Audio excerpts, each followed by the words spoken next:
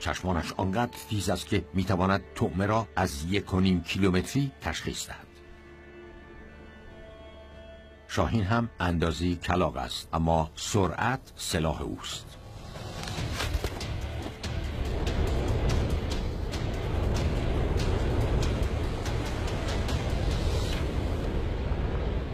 با بالهای جمع شده با سرعتی نزدیک به 380 کیلومتر بر ساعت شیرجه میزند.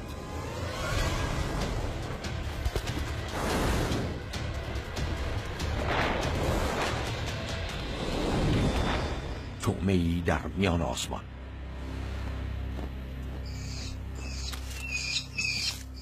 جوجه هایش مدام تقاضای غذا دارند، اما او مابین تغذیه جوجه های گرسنه و محافظت از آشیانه سرگردان است.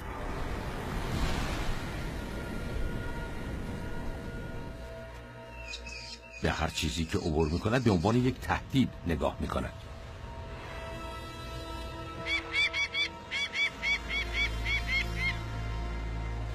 پلیکان های قهوه‌ای با اندازه 5 برابر وزن او اخطارهایش را نادیده می گیرند.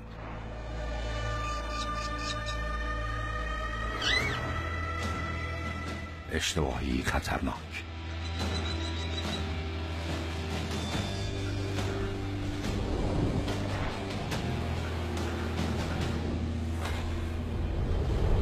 او با ضربه‌ای به صورت تعادل پلیکان بیچاره را برهم می‌زند.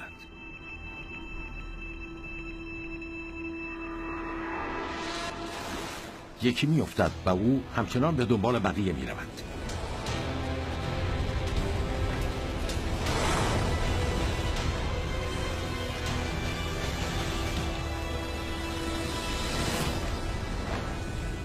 ضربات ماهرانه منقارش یکی دیگر را نیز دور می‌کند.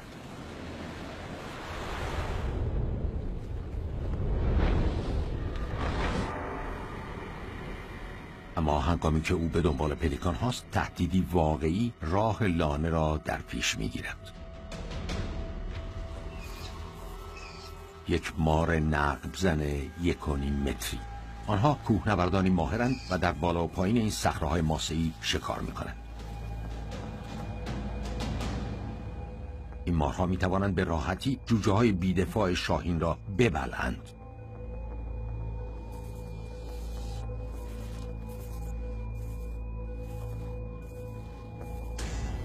اما چیزی از نظر مادر دور نمی ماند.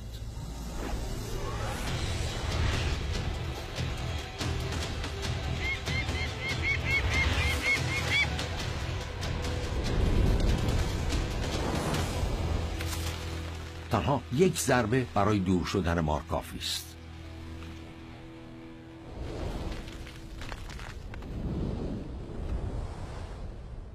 چیزی نمیتواند میان این مادر و جوجه هایش قرار بگیرد.